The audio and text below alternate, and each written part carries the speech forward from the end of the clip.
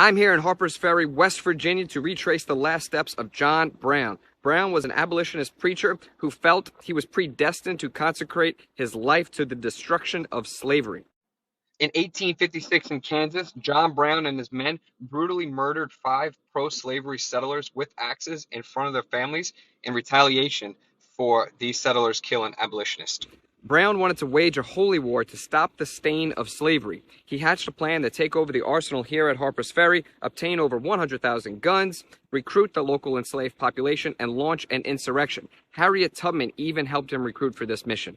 On October 16, 1859, Brown's ragtag army crossed the Potomac River using this exact bridge. They seized the town and collected hostages. Soon, a local militia took over the bridge and surrounded Brown's army. Due to poor logistics, word hardly reached the enslaved population. Dangerfield Newby was the first of Brown's men to be killed. Newby joined Brown because he wanted to help his enslaved wife gain freedom. They cut off his ears as souvenirs and dumped his body into the river.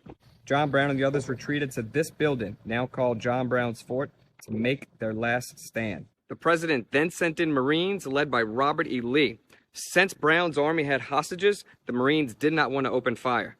Instead, they used a battering ram to puncture a hole in this wall for Marines to crawl in.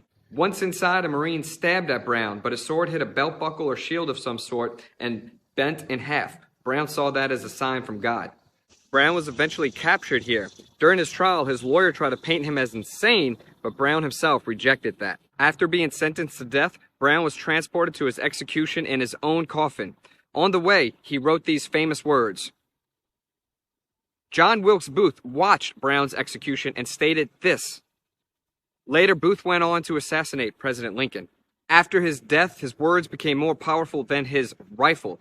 Abolitionist churches rang bells in mourning, and enslavers across the South organized militias because they were terrified of more John Browns. During the Civil War, Union troops sang John Brown's body. Henry David Thoreau said that Brown's actions challenged his view on nonviolence. Frederick Douglass said, I could live for the slave. John Brown could die for him. Du Bois went on to write a biography of John Brown and paused to read Malcolm X's take on Brown.